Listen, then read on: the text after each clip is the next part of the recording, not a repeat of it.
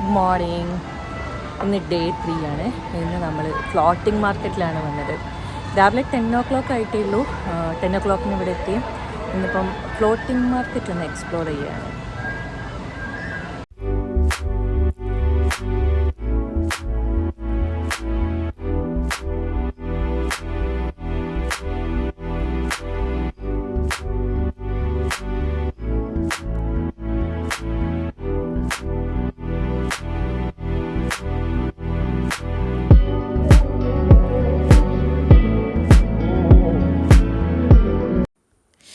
ആദ്യകാലത്ത് പട്ടായയിലെ ഈ ഭാഗത്തുള്ള ആളുകളുടെ പ്രധാന വരുമാന മാർഗം ഈ ഒരു റിവറിനെ ബേസ് ചെയ്തിട്ടായിരുന്നു. പിന്നെ കുറേ കഴിഞ്ഞപ്പോഴാണ് ഇവർ ഈ ടൂറിസം മേഖലയിലേക്ക് കടന്നു വന്നത്. അപ്പം അന്നത്തെ അവരുടെ ഈ ഒരു പ്രധാനപ്പെട്ട വരുമാന മാർഗം ഇന്നും ഇവിടെ വരുന്ന ടൂറിസ്റ്റുകൾക്ക് കാണിച്ചു കൊടുക്കാൻ വേണ്ടിയിട്ട് ഈ ഭാഗം ഒരു ഫ്ലോട്ടിംഗ് മാർക്കറ്റായി നിലനിർത്തുകയാണ് ചെയ്തത്. ഇവിടെ ഷോപ്പിങ്ങിനായിട്ട് വെള്ളത്തിൻ്റെ നടുവിൽ മുള കൊണ്ട് കെട്ടി ഉണ്ടാക്കിയിട്ടുള്ള കുറേ ഷോപ്പുകളുണ്ട്. പിന്നെ നമുക്ക് നടന്ന് കാണാൻ കുറേ ഏരിയകളുണ്ട്. ഇവരുടെ തനതായ കുറേ സൊവനീഴ്സും പിന്നെ ഇവിടെ വന്നാൽ നമ്മൾ കഴിക്കേണ്ട ഒതൻറ്റിക് ആയിട്ടുള്ള ഫുഡ് ഐറ്റംസും എല്ലാം ഇവിടെ ഉണ്ട്. ഒരു തായ്ലൻഡിൽ വന്നാൽ നമ്മൾ എക്സ്പ്ലോർ ചെയ്യേണ്ട ഫുഡായാലും ഡ്രസ്സായാലും എല്ലാത്തിൻ്റെയും ഒരു മിനി പോർഷൻ തന്നെ നമുക്കിവിടെ കാണാം.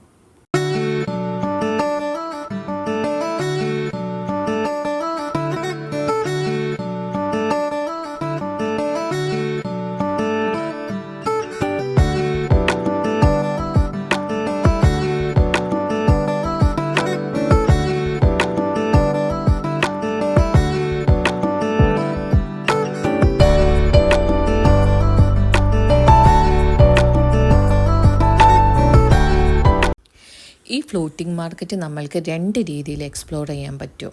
ഒന്ന് നമുക്ക് നടന്നും കാണാം, രണ്ടാമത്തേത് നമുക്ക് ഇതുപോലെ ബോട്ട് എടുത്തിട്ട് ബോട്ടിൽ എല്ലാ ഇടവും പോയി കാണാൻ പറ്റും. പക്ഷേ ഞങ്ങൾ ഒരു സൈഡിലേക്ക് മാത്രം ബോട്ടും തിരിച്ചിട്ട് നടന്നും കാണാനാണ് പ്ലാൻ ചെയ്യുന്നത്. ഇവിടെ വന്നു കഴിഞ്ഞാൽ നമ്മൾക്ക് ബോട്ട് എടുക്കുകയാണെങ്കിൽ ഒരു 200-300 ബാത്ത് ആ ഒരു റേഞ്ചിലാണ് നമുക്ക് കിട്ടുക. പിന്നെ ഇവിടെ നമുക്ക് ഈ ഒരു നടന്നും അതുപോലെ തന്നെ വെള്ളത്തിലൂടെയും പോകുന്നൊരു സ്പെഷ്യൽ ടൈപ്പ് ബോട്ട് ഇവിടെ ഉണ്ട്. അത് ശരിക്കും നമ്മൾ കൺസിഡർ ചെയ്യാത്തതാണ് നല്ലത്. കാരണം അത് കുറച്ച് മാത്രം വെള്ളത്തിലൂടെ പോയിട്ട് പെട്ടെന്ന് തന്നെ കരയിലേക്ക് കയറിക്കളയും. അപ്പോൾ നമുക്ക് ആ ഒരു ബോട്ടിങ്ങിൻ്റെ ആ ഒരു ഫീലിംഗ് കിട്ടൂല. അപ്പം ഞങ്ങൾ ബോട്ടിൽ നിന്ന് ഇറങ്ങി ഇനി നടന്നിട്ട് ഇവിടുത്തെ മാർക്കറ്റുകളൊക്കെ ഒന്ന് എക്സ്പീരിയൻസ് ചെയ്യാൻ പോവാണ്. ഫ്ലോട്ടിംഗ് മാർക്കറ്റിലാണുള്ളത്. അപ്പം ഇവിടുന്ന് ഏജയ്ക്കുള്ളൊരു ഡ്രസ്സ് എടുക്കുകയാണ്. ഏജൻ്റെ കസിനും ഉണ്ട്. അപ്പം അവർ സൗദിയിലാണുള്ളത്. അപ്പോൾ 2 പേർക്കും ഇതുപോലത്തെ 2 ഡ്രസ്സ് എടുക്കുന്നത്. പിന്നെ പ്രൈസ് എത്ര വരുന്നത് എന്ത് ഈസി മിഠായി വാങ്ങിക്കാം കേട്ടോ. ഈ ഡ്രസ്സാണ് സെലക്ട് ചെയ്തത്. 302 എണ്ണത്തിനൂടി 350 ബാത്ത്. ശരിക്കും ഇനി ഞാൻ എവിടെ പോവുകയാണെങ്കിലും എനിക്ക് മിസ് ചെയ്യാൻ പോകുന്ന ഒരു തായ് ഐറ്റം എന്ന് പറയുന്നത് ഈ ഒരു കോക്കനട്ട് ഐസ്ക്രീമാണ്. ഇവരെ ഈ ഒരു കോക്കനട്ട് എന്ന് പറയുമ്പോൾ തന്നെ അത് ഭയങ്കര സ്പെഷ്യലാണ്. പിന്നെ അതിലേക്ക് ഐസും കടലയും ഐസ്ക്രീമും കൂടി വരുന്ന ആ ഒരു മിക്സ് ഉണ്ടല്ലോ, 2-3 തവണ കഴിച്ചിട്ടും ഇപ്പോഴും അത് ആലോചിക്കുമ്പോൾ എനിക്ക് വല്ലാണ്ട് മിസ് ചെയ്യുന്നു.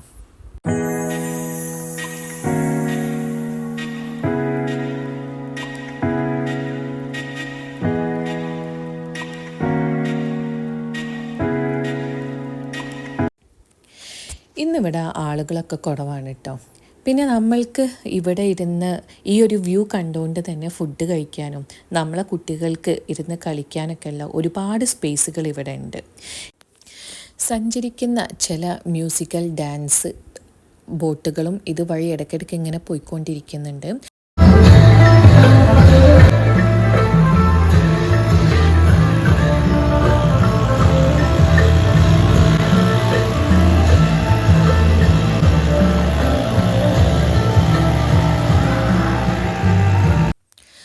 ഐഷ്യോസ്പീഡ് തായ്ലൻഡിൽ വന്നപ്പം ഇതിൻ്റെ മുകളിൽ കയറി നിന്നിട്ടാണ് ഇവിടെ ഒരു തലയണ കൊണ്ട് 2 പേര് പരസ്പരം അടിച്ചിട്ട് ഒരാളെ വെള്ളത്തിലേക്ക് വീഴ്ത്തിടുന്ന ഒരു ഇവരുടെ ട്രഡീഷണൽ ഗെയിമാണിത്. അത് പെർഫോം ചെയ്തത് ഇവിടെ വെച്ചിട്ടാണ്. അവസാനം ഐഷോ സ്പീഡ് വെള്ളത്തിലേക്ക് വീഴാണ് ഉണ്ടായത്. എന്നിട്ടൊരു റിങ് നഷ്ടപ്പെട്ട് ആ റിങ് പിന്നെ തിരിച്ചെടുക്കാൻ വേണ്ടിയിട്ട് തിരിച്ചു കൊണ്ടുപോകാൻ വേണ്ടിയിട്ട് ഒരാൾ ഫ്ലോറിഡയിലേക്ക് പോവുകയാണ് ചെയ്തത്. അതൊക്കെ ഐഷോ സ്പീഡിൻ്റെ വ്ലോഗിൽ വന്നിട്ടുണ്ടായിരുന്നു. പിന്നെ ഇവിടെ എത്ര നീറ്റ് ആൻഡ് ക്ലീൻ ആയിട്ടാണ് ഇവർ കീപ്പ് ചെയ്യണമെന്നുള്ളതിൻ്റെ ബെസ്റ്റ് എക്സാമ്പിളാണിത്. ഈ ഫ്ലോട്ടിംഗ് മാർക്കറ്റിൻ്റെ താഴെയൂടെ സഞ്ചരിച്ചുകൊണ്ടിരിക്കുന്ന ഈ വലിയ വലിയ ഫിഷുകൾ. ബൈജുക്ക ഇവിടെ മിഠായി ഉണ്ടോ? ആ ഉണ്ട്.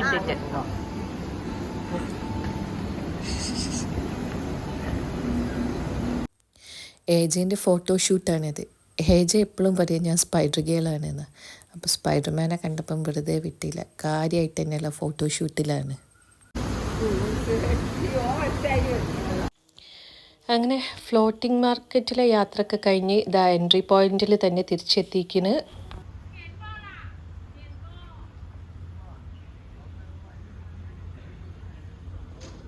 അടുത്തത് ഞങ്ങൾ പോകുന്നത് ടൈഗർ പാർക്കിലേക്കാണ്. ഇവിടെ നിന്ന് ഒരു കിലോമീറ്റർ അത്രയേ ഉള്ളൂ ടൈഗർ പാർക്കിലേക്കുള്ള ദൂരം. ഇന്നിപ്പം തിരക്ക് കുറവാണ്, എന്നാലും ആളുകൾ അത്യാവശ്യം ഉണ്ട് ഇവിടെ. ഇതൊക്കെ കാണുന്നത് നമ്മൾക്ക് ഈ ടൈഗറിൻ്റെ കൂടെ എങ്ങനെ ഫോട്ടോ എടുക്കണം, ഏത് പാക്കേജ് വേണമെന്നൊക്കെ സംസാരിക്കാൻ വേണ്ടി നിൽക്കുന്ന ആളുകളാണ്. ഇവിടെ കാണുന്നില്ലേ, ഈ ഒരു ഫോട്ടോസും കാര്യങ്ങളൊക്കെ ഈ പറയുന്ന റേറ്റിന് അവർ എടുത്ത് തരുകയും ചെയ്യും, അതിൻ്റെ ഒരു പിക്ചർ നമുക്ക് തരുകയും ചെയ്യും. ഞങ്ങളെ പിന്നിൽ കാണുന്ന ഈ ഏരിയയിൽ വെച്ചിട്ടാണ് ഈ ടൈഗറിനെ കൊണ്ട് ഫോട്ടോസ് ആളുകളൊക്കെ ടൈഗറിൻ്റെ കൂടെ നിന്ന് ഫോട്ടോ എടുക്കുന്നതൊക്കെ.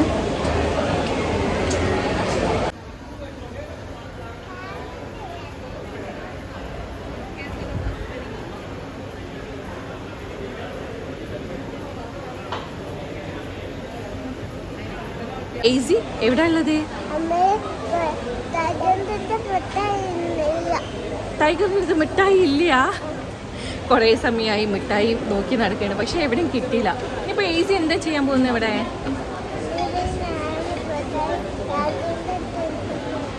ഓക്കെ, ടൈഗറിൻ്റെ അടുത്ത് മിഠായി ഉണ്ടോ നോക്കാൻ പോവുകയാണ്. ഇവിടെ small tiger, medium tiger, big tiger അങ്ങനെയാണ് 3 കാറ്റഗറിയാണ്. അപ്പോൾ ഇതിൽ നമുക്ക് ഏത് രൂപത്തിലാണ് ഫോട്ടോ എടുക്കേണ്ടതെന്ന് വെച്ചാൽ അതിനൊക്കെ ഡിഫറെൻറ്റ് എമൗണ്ട് ആണ് വരുന്നത്. എന്താണ്?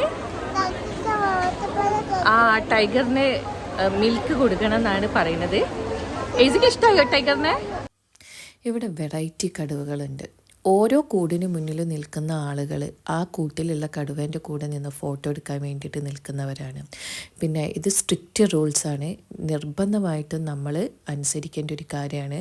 എത്ര ട്രെയിൻ ചെയ്തതെന്ന് പറഞ്ഞാലും വൈൽഡ് ആനിമലാണ്, അതിന് ഒരു സമയത്ത് അതിൻ്റേതായ ഒരു സ്വഭാവം പുറത്തേക്ക് വരും. അപ്പോൾ അവർ സ്ട്രിക്റ്റ് റൂൾസാണ്. നമ്മളധികം വോയിസ് ഉണ്ടാക്കാനൊന്നും പാടില്ല.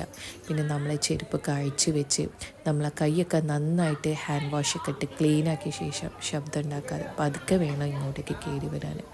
ഓരോ കൂടിന് മുന്നിലും നല്ല ക്യൂ ആയതുകൊണ്ട് തന്നെ ഓരോ ആളുകളുടെ കഴിയുന്നത് വരെ നമ്മൾ വെയിറ്റ് ചെയ്യണം. കുട്ടികൾ കുറേ ടൈം ടൈഗറിൻ്റെ കൂടെ സ്പെൻഡ് ചെയ്തിട്ടുണ്ടായിരുന്നു, പക്ഷെ അത് അപ്ലോഡ് ചെയ്യുന്ന സമയത്തൊക്കെ നമ്മളെ വീഡിയോ ഇതിന്ന് ഡിലീറ്റ് ചെയ്ത് പോവുകയാണ്. അത് യൂട്യൂബ് ഗൈഡ് ലൈൻസിന് എഗെയിൻസ്റ്റ് ആണെന്നാണ് തോന്നുന്നത്.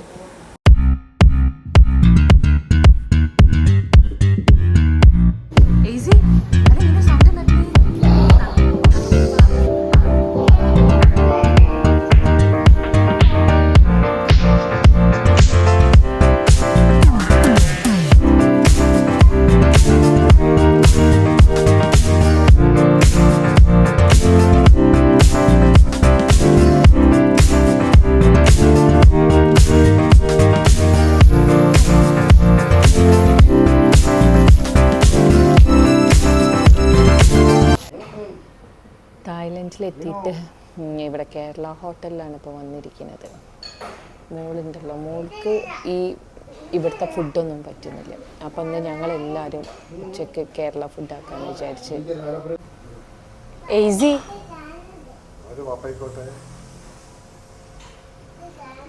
നല്ലൊരു തായ് ഫുഡ് കഴിക്കാനുള്ള ചാൻസാണ് എല്ലാവർക്കും മിസ്സായത്. ഇവിടെ നിറയെ കേരള ഫുഡും നോർത്ത് ഇന്ത്യൻ ഫുഡും കിട്ടുന്ന ഒരുപാട് ഏരിയാസ് ഉണ്ട്. മലയാളികൾ ഒരുപാട് വരുന്നത് കൊണ്ട് തന്നെയാണ് നമ്മുടെ എല്ലാ ഫുഡും ഇവിടെ കിട്ടും. നെക്സ്റ്റ് ഡെസ്റ്റിനേഷനിലാണ് എത്തിയത്, ബിഗ് ബുദ്ധ. ഇത് പട്ടായയിൽ തന്നെയുള്ള ബിഗ് ബുദ്ധ ആണ്. ഇവിടെയുള്ള ആളുകളിൽ 90% ബുദ്ധിസ്റ്റ് മതവിശ്വാസികളാണ്. അപ്പോൾ ഇവിടെ ഒരുപാട് ബുദ്ധ സ്തൂപങ്ങളും സ്റ്റാച്യൂസൊക്കെ കാണാൻ സാധിക്കുന്നുണ്ട്. അപ്പോൾ അതിൽ പട്ടായയിലുള്ള ബിഗ് ബുദ്ധയിലേക്കാണ് ഇപ്പോൾ പോകുന്നത്.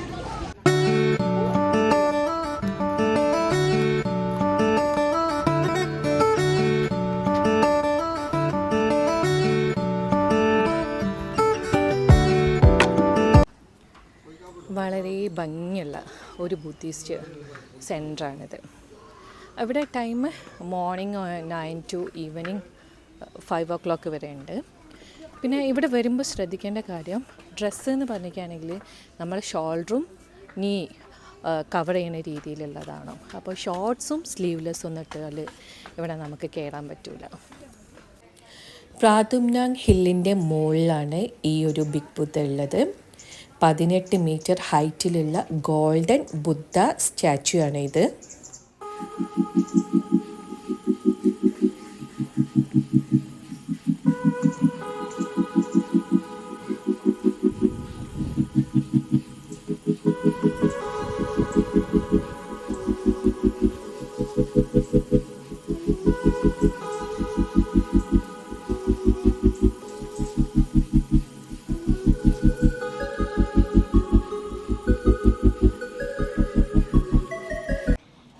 വന്ന ബിഗ് ബുദ്ധയുടെ അതിൻ്റെ സൈഡിലായിട്ട് ഒരു കോർണറിലുള്ള വ്യൂ ആണിത്. ഈ വ്യൂ ആണ് എനിക്കിവിടെ വന്ന ശേഷം ഏറ്റവും ഇഷ്ടമായിട്ടുള്ളത്.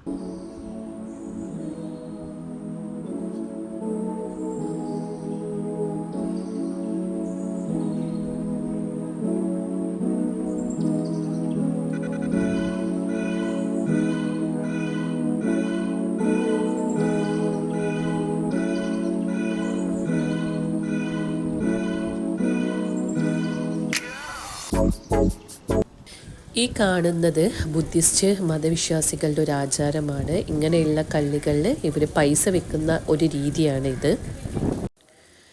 നമ്മൾക്ക് വളരെ പീസ്ഫുള്ളി തന്നെ ഇവർ ഈ ആചാരങ്ങളൊക്കെ കാണാൻ സാധിക്കും.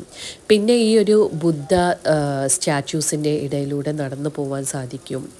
പിന്നെ ഇതിൻ്റെ ഒരു സൈഡിൽ ഈ ബുദ്ധിസ്റ്റ് മോങ്കുകളെ പല ആചാരങ്ങളും നടക്കുന്നുണ്ട്, അവർ പ്രാർത്ഥിക്കുന്നുണ്ട്. പിന്നെ മറ്റൊരു സൈഡിൽ ഇവരുടെ സ്റ്റഡി സെൻറ്ററുകളുണ്ട്. അപ്പം നമ്മളിവിടെ പോവുകയാണെന്നുണ്ടെങ്കിൽ ഇതൊന്നും ഡിസ്റ്റർബ് ചെയ്യാത്ത രീതിയിൽ ശബ്ദമൊന്നും ഉണ്ടാക്കാതെ ശ്രദ്ധിച്ചിട്ട് വേണം നമ്മളിവിടെയൊക്കെ വിസിറ്റ് ചെയ്യാൻ.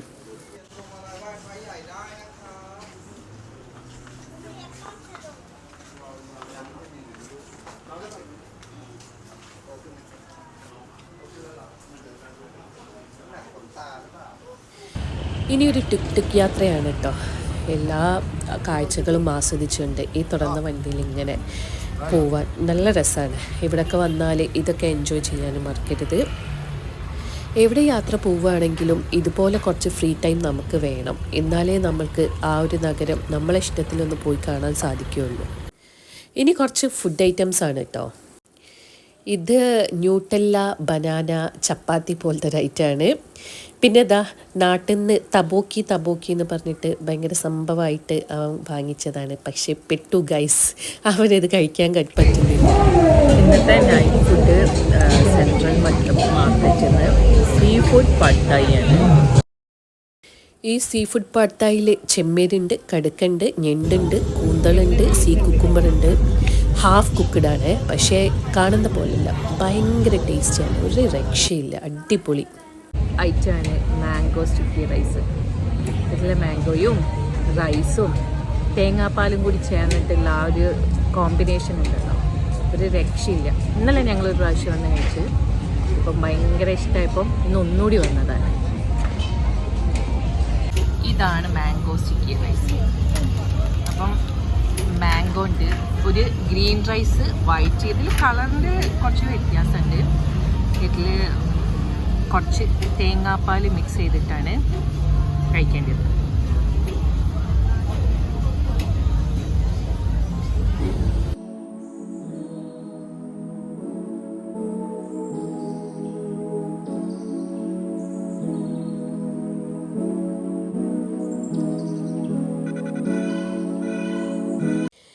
ഇവിടെ വന്നത് തൊട്ട് ഫുഡൊന്നും റെഡി അല്ലാഞ്ഞിട്ട് ഏജ് ഭയങ്കര കലിപ്പിലാണ്.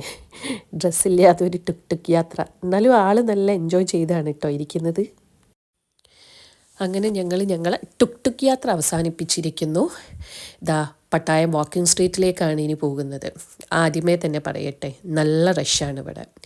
പിന്നെ ഈ വാക്കിംഗ് സ്ട്രീറ്റിൻ്റെ മുന്നിലായിട്ട് തന്നെ ഒരുപാട് പോലീസുകാരിയ്ക്കുന്നുണ്ട്. ഇവിടെ നിന്ന് നമ്മൾ വീഡിയോ എടുക്കാൻ ശ്രമിച്ചാലോ അല്ലെങ്കിൽ എന്തെങ്കിലും അനാവശ്യ കളികൾ കളിച്ചാൽ അപ്പം തന്നെ ഇവർ തൂക്കിയെടുത്ത് കൊണ്ടുപോകും. പിന്നെ വീഡിയോ അലൗഡ് അല്ലാത്തതുകൊണ്ട് ഒരു ചെറിയ പോർഷൻ മാത്രമേ ഞാൻ എടുത്തിട്ടുള്ളൂ. എന്തുകൊണ്ടാണ് തായ്ലൻഡിന് സെക്സ് ടൂറിസം എന്നുള്ള സിമ്പൽ കിട്ടിയത് എന്നുള്ളത് അത് ഇവിടെ വന്നാൽ തന്നെ നമ്മൾക്ക് ഫീൽ ചെയ്യും. മായാനദിയിൽ പറയുന്ന പോലെ തന്നെയാണ് കാര്യങ്ങൾ. Sex is not a promise. ഇത് ഇവർക്ക് ഇവരുടെ ലൈഫ് സ്റ്റൈലിൻ്റെ ഒരു ഭാഗമാണ്. ഒരു ഇൻകം ജനറേറ്റ് ചെയ്യുന്ന ഒരു ജോലി, അതാണ് ഇവർക്ക് ശരിക്കും പറഞ്ഞാൽ സെക്സ് എന്ന് പറയുന്നത്. അപ്പം ആ രീതിയിൽ തന്നെ എല്ലാവരും കണ്ടാൽ മതി. നമ്മൾക്ക് ഈ വാക്കിംഗ് സ്ട്രീറ്റിലൂടെ നടന്നു പോവാം. പിന്നെ ഒരുപാട് പബ്ബുകളുണ്ട് ഇവിടെ ഒരുപാട് റെസ്റ്റോറൻറ്റുകളൊക്കെ ഉണ്ട്, തട്ടുകടകളൊക്കെ ഉണ്ട്. അവിടെ വേണമെങ്കിൽ കയറാം. പിന്നെ ഈ പബ്ബുകളിൽ കയറി എൻജോയ് ചെയ്യാം. നിങ്ങൾക്ക് എന്താണോ വേണ്ടത് അത് നിങ്ങളാണ് സെലക്ട് ചെയ്യേണ്ടത്. എവിടെ ചെന്നാലും നമ്മൾക്ക് എന്താണോ വേണ്ടത് അത് നമ്മളല്ലേ സെലക്ട് ചെയ്യേണ്ടത്. അപ്പം ഓപ്ഷൻസ് നിങ്ങൾക്കുള്ളതാണ്.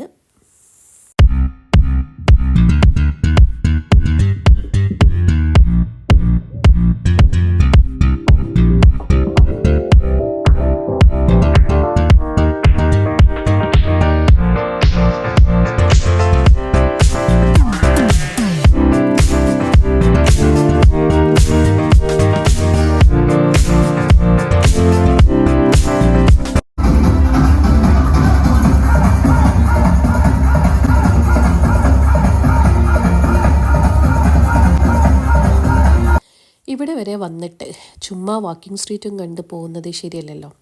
ഞങ്ങളും കയറിയൊരു പബ്ബിൽ. ഇതാണ് ഫേമസ് നഷ പബ്ബ്. ഇന്നത്തെ ദിവസം ഇവർക്കൊരു ഗസ്റ്റ് ഉണ്ട്. നമ്മളെ കാലാ ചഷ്മ സോങ്ങൊക്കെ പാടിയിട്ടുള്ള ഇന്ദി ബക്ഷിയാണ് കക്ഷി. അതുകൊണ്ട് തന്നെ ഇവിടെ ഭയങ്കര റഷാണ്.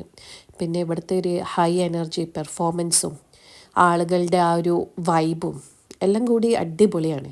ഒരാൾ റീചാർജ് ആവാനുള്ളൊരു നല്ല അറ്റ്മോസ്ഫിയർ തന്നെയാണിത്. നമ്മൾ ഓരോ യാത്രകൾ പോകുന്നതും നമ്മളെ മനസ്സും ശരീരമൊക്കെ ഒന്ന് റിഫ്രഷ് ആവാൻ വേണ്ടിയിട്ടാണ്.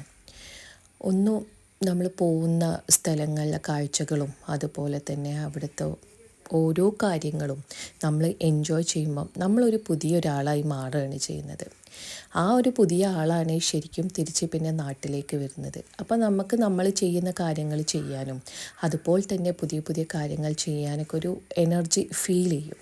അപ്പം നമ്മൾ പോകുന്ന സ്ഥലത്ത് മാക്സിമം നമ്മളെ തന്നെ ഒന്ന് ഫ്രീ ആക്കി നമ്മൾ തന്നെ ഒരു പോസിറ്റീവായി ഒരു എനർജറ്റിക്കായി മാറാൻ വേണ്ടിയിട്ടുള്ള ശ്രമങ്ങളായിരിക്കണം എപ്പോഴും നടത്തേണ്ടത്.